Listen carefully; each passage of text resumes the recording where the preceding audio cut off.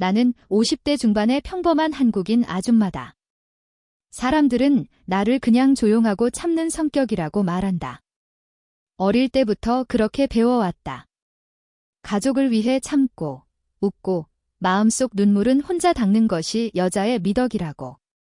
그래서 딸을 시집 보낼 때도 나는 늘 딸이 행복하기만을 바랐다. 결혼식 날 사위가 웃으면서 절을 올릴 때 나는 그저 고맙고 든든한 마음뿐이었다. 그때의 나는 우리가 이렇게 복잡하고 아픈 관계가 될 거라고는 상상도 하지 못했다. 처음 몇 달은 그럭저럭 괜찮았다. 사위는 회사 일이 힘들다며 가끔 술을 마시고 늦게 들어왔지만 딸에게 잘했고 나에게도 예의를 지켰다. 명절에 집에 오면 과일도 사오고 내 건강을 챙기는 말도 건넸다. 나는 사위가 조금 무뚝뚝해도 착한 사람이라고 믿었다. 사위가 술을 좋아한다는 사실도 그저 남자들 대부분이 그렇듯이 스트레스를 푸는 방식이라고 가볍게 생각했다. 하지만 시간이 지나면서 술의 양이 늘어났다. 처음에는 회식이 잦다고 했고 나중에는 집에서도 혼자 마시는 날이 많아졌다. 딸의 표정은 점점 어두워졌고 전화 목소리에는 늘 피곤함이 묻어 있었다. 나는 무슨 일이냐고 조심스레 물었지만 딸은 늘 괜찮다고만 했다. 괜찮다는 그 말이 점점 더 불안하게 들렸다. 어느 날 딸이 손을 다친 채로 우리 집에 와서 밥을 먹고 있었다. 손등에는 선명한 자국이 있었지만 딸은 그저 가스레인지에 데웠다고 둘러댔다. 나는 속으로 의심이 들었지만 입 밖으로 꺼내지 못했다. 혹시 내가 괜한 말을 했다가 딸의 결혼 생활이 더 흔들릴까 봐, 나 때문에 딸이 힘들어질까 봐 겁이 났다. 그날 밤 잠자리에 누워서도 딸의 손등이 계속 눈앞에 아른거렸다. 결정적인 순간은 어느 비 오는 밤에 찾아왔다. 늦은 시간에 전화벨이 울렸고 떨리는 딸의 목소리가 들렸다. 혼자 있기가 무서워서 우리 집에 와도 되겠느냐는 말이었다. 내가 문을 열어주었을 때 딸의 얼굴에는 두려움과 눈물이 뒤섞여 있었다. 나는 그제야 직감했다. 이건 단순한 부부싸움이 아니라는 것을. 그날 딸은 제대로 말을 하지 못했다. 말을 꺼내려 하면 울컥 울음이 터져나왔고 나는 그저 옆에서 등을 토닥이며 차를 데워주는 것밖에 할 수 없었다. 그 이후로 나는 사위를 바라보는 눈이 달라졌다. 예전에는 딸의 남편이자 우리 가족의 일원이라고 생각했지만 이제는 딸의 안전을 위협할 수도 있는 사람으로 보이기 시작했다. 사위는 여전히 나에게 웃으며 인사를 했고 딸과 함께 집에 올 때면 선물을 사들고 왔다. 그러나 그 웃음 뒤에 감춰진 술 냄새와 날카로운 기운을 나는 느끼고 있었다.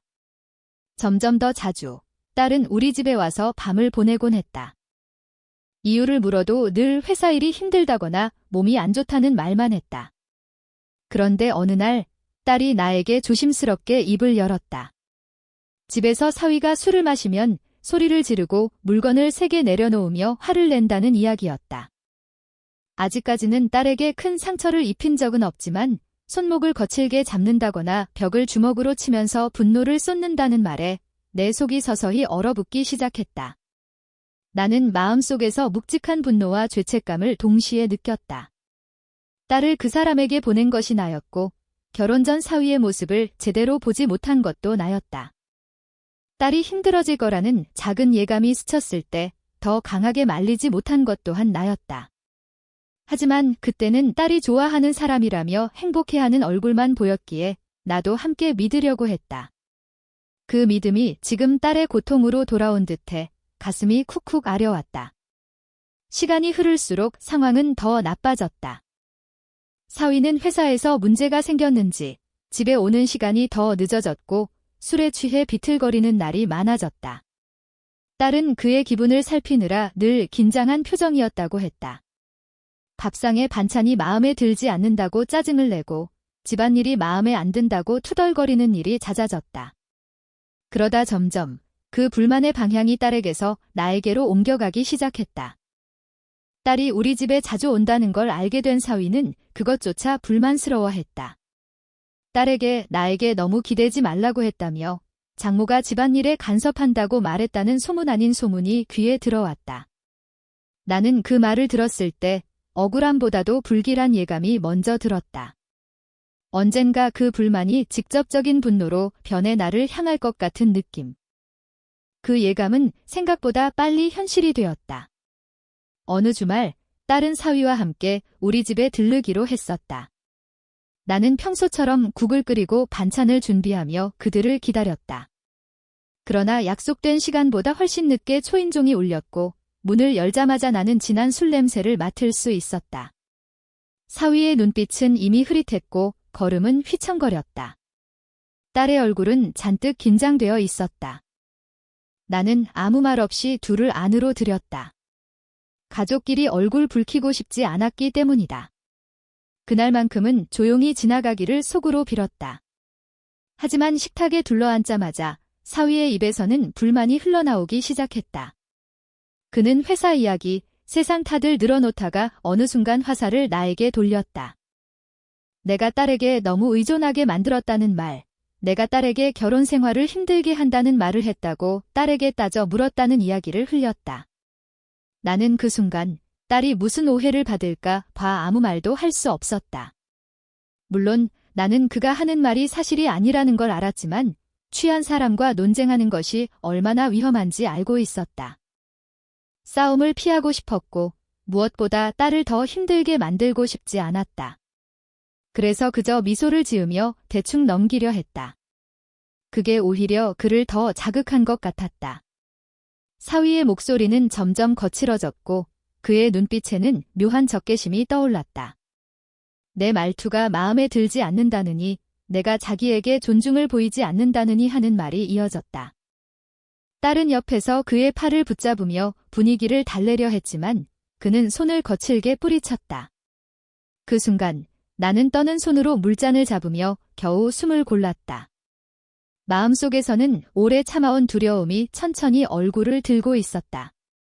그날 밤의 끝은 내가 상상하지 못한 방향으로 흘러갔다. 사위의 손이 처음으로 나를 향해 거칠게 움직였을 때 나는 그저 얼어붙은 사람처럼 서 있었다. 몸보다 마음이 먼저 무너져 내렸다. 이 사람이 더 이상 딸의 남편이자 가족이라는 이름으로 나를 대하지 않는다는 사실, 그리고 내가 평생 믿어온 인내와 참음이 아무런 보호막이 되어주지 못한다는 현실이 한꺼번에 밀려왔다. 그 이후로 내 삶은 이전과 완전히 달라졌다. 몸에 남은 자국보다 마음에 남은 상처가 더 컸다. 밤마다 잠에서 깨면 숨이 가빠졌고 현관 초인종 소리만 들어도 가슴이 덜컥 내려앉았다. 딸 앞에서는 애써 아무렇지 않은 척 웃었지만 혼자 있는 시간에는 내가 잘못한 건 무엇인지 끝없이 되짚어보며 자책했다. 동시에 마음 한구석에서 서서히 다른 감정이 자라나고 있었다. 두려움과 함께 스멀스멀 올라오는 분노였다.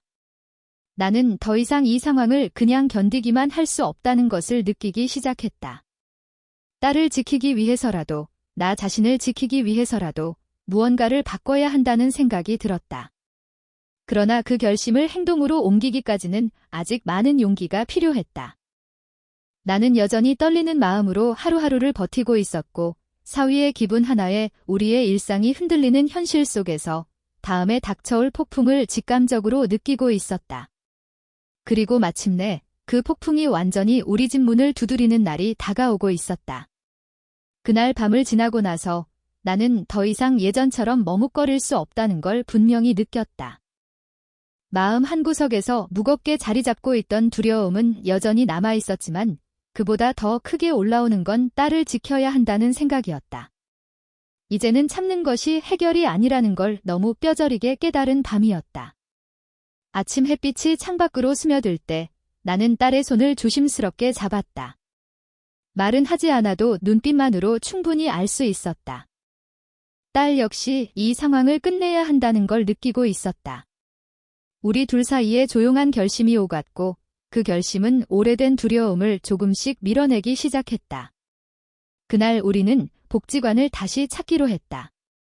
상담사는 상황을 듣자마자 신속하게 도움을 제안했고 우리는 더는 숨기지 않겠다는 마음으로 모든 것을 이야기했다. 필요한 조치를 안내받으면서 나는 내 삶에서 처음으로 누군가에게 보호받고 있다는 느낌을 받았다. 집으로 돌아오는 길, 나는 아주 오래전 잃어버렸던 숨을 되찾은 듯한 기분이 들었다. 딸은 내 옆에서 조용히 걸었고 우리는 서로 아무 말도 하지 않았지만 같은 마음이었다. 앞으로 어떤 과정이 기다리고 있을지 몰라도 적어도 이제 두려움 속에 묶여있는 삶은 끝났다는 것, 그렇게 우리 모녀는 처음으로 사위의 그림자에서 벗어나기 시작했다. 상처는 쉽게 아물지 않겠지만 최소한 앞으로의 시간은 그의 폭력에 흔들리지 않는 시간일 것이다. 나는 늦은 나이지만 또 하나의 인생을 새로 시작하는 기분이었다. 그리고 그 길 위에서 딸과 내가 함께 있다는 사실만으로도 충분히 버틸 수 있을 것 같았다.